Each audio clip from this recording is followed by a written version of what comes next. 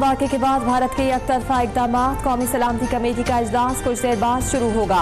वज़ीर आज़म शहबाज शरीफ इजलास की सदारत करेंगे। अस्करी क़यादत भी शिरकत करेगी। वज़ीर ख़ारजा इसहाक़ डार कहते हैं कि भारत के हर इक़दाम का तुर्की बतुर्की जवाब दिया जाएगा। वज़ारत ख़ारजा ने सिफारिशात तैयार कर ली। कौमी सलामती कमेटी फैसला करेगी।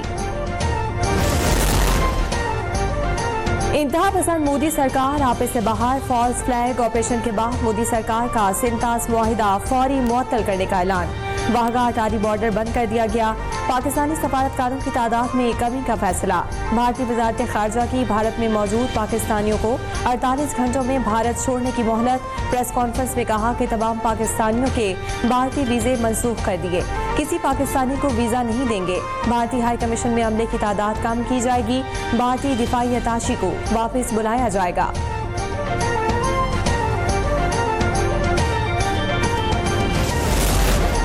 पाकिस्तान भारत के किसी भी हमले का भरपूर जवाब देने की पोजीशन में है। फिजाई हुदूद की खिलाफवर्जी पर अभिनंदन की शक्ल में दिया गया जवाब भारत को याद होगा।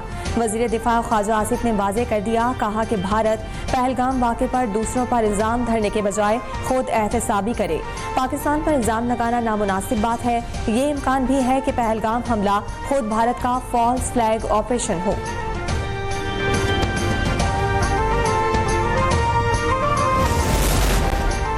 सिंतास मुआहिदे को जल्दबाजी और उसके नताइज की परवाह किए बगैर मुअत्तल करना आबी जंग के मुतरादिफ है। वज़ीर तवानाई उवैस ज़गारी का रद्द अमल भारतीय इक़दाम को बुज़दिलाना और गैर कानूनी करार दे दिया।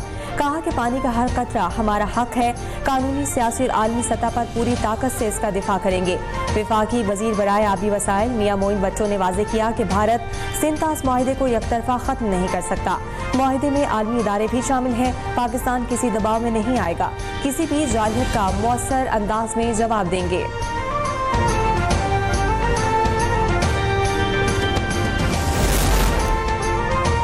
पीपल्स पार्टी के सीनियर रहनुमा शरीर रहमान का भारत की जानिब से सिंतास मुआहिदे की मुअत्तली पर सख्त रद्द अमल। कहा कि आलमी मुआहिदे इस तरह यकतरफा तौर पर मुअत्तल या ख़त्म नहीं होते। सिंतास मुआहिदा जंगे होने के बावजूद फ़ाल रहा। सिंध के सीनियर वजीर शर्जील मेमन ने भारतीय इक़दाम को बैनुल-अक़वामी क़वानीन की खुली खिलाफवर्जी करार दिया। कहा कि भारतीय इक़दाम न सिर्फ खित्ते के अमन के लिए संगीन खतरा है, बल्कि भारत की जानिब से जंगी जुनून का वाज़ेह पैगाम है। आलमी बरादरी अक़वाम मुत्तहिदा फौरी नोटिस ले।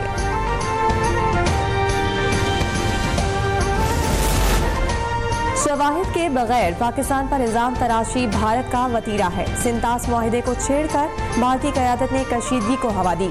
मुस्लिम लीग नून के रहनुमा ख्वाजा साद रफ़ीक की गुफ्तगू। कहा कि पहलगाम में सयाहों पर हमला अफसोसनाक वाक़या है। पाकिस्तान हर किस्म की दहशतगर्दी की मजम्मत करता है। देरीना तनाज़ात को बातचीत के जरिए ही हल किया जा सकता है। भारत की जानिब से सिंतास मुआहिदा मुअत्तल करना पाकिस्तान के खिलाफ ऐलान जंग है। अपोजिशन लीडर उमर अयूब खान का ट्वीट। कहा कि भारत के इन इक़दामात के बाद हर गुजरता लम्हा टाइम बम की तरह है। पाकिस्तान की इलाकाई सालमियत को शदीद खतरात लाहक हैं।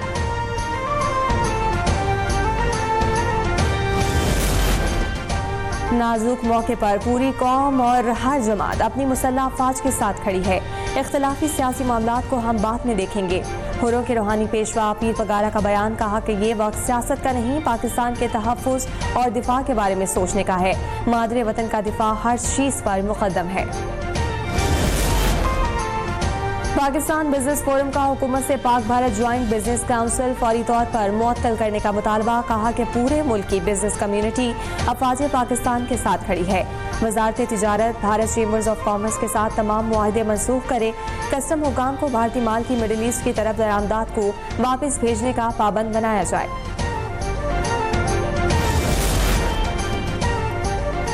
भारतीय मीडिया का पाकिस्तान मुखालिफ शैतानी प्रोपेगेंडे पर मबनी खेल एक बार फिर बेनकाब। पहलगाम हमले के फौरन बाद इल्जाम पाकिस्तान पर लगा दिया, लेकिन फॉल्स फ्लैग ऑपरेशन का कोई सबूत न दिया।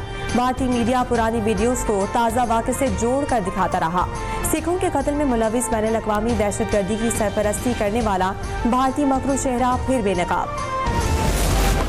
वज़ीर आला पंजाब मरीम नवाज से एथियोपिया के सफ़ीर डॉक्टर जमाल बेकर अब्दुल्ला की मुलाकात। बाहमी दिलचस्पी के उमूर समेत दो तरफ़ा ताल्लुकात के फ़रोग़ और मुख्तलिफ शोबों में ताउन बढ़ाने पर तबादला ख्याल। ज़राअत, तालीम, सेहत और इंफॉर्मेशन टेक्नोलॉजी और तिजारती शोबे में ताउन बढ़ाने पर इत्तफ़ाक़ हुआ।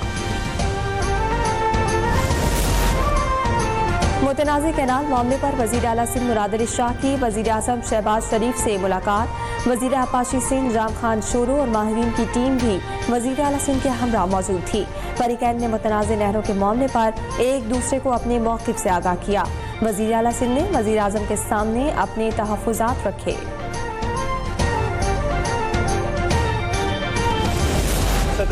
विफाकी और सूबाई हुकूमतें मुकम्मल तौर पर नाकाम हो चुकी। मौजूदा असम्बलियाँ अवाम की नुमाइंदा असम्बलियाँ नहीं, कौम को शफाफ और गैर जानिबदार इंतखाबात की ज़रूरत है। मौलाना फजल रहमान की प्रेस कॉन्फ्रेंस।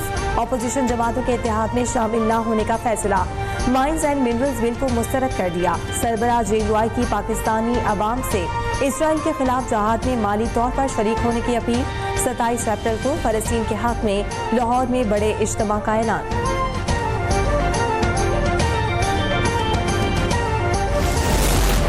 प्रॉपर्टी पर फेडरल एक्साइज ड्यूटी के खात्मे की समरी। विफाकी काबीना को इरसाल। काबीना की मंजूरी के बाद FED के खात्मे का फौरी इत्तलाक होगा। चेयरमैन FPR राशिद महमूद लंगड़ियाल ने तस्दीक कर दी।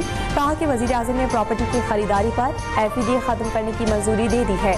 प्रॉपर्टी की खरीदारी की हद मुकर्रर नहीं की गई।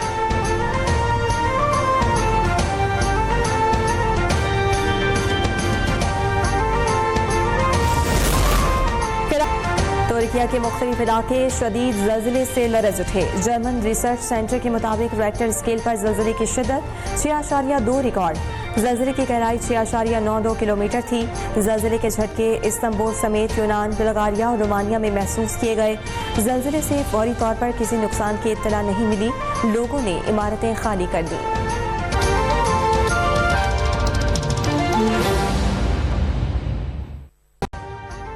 अभी सब्सक्राइब करें ताकि कोई खबर रह न जाए।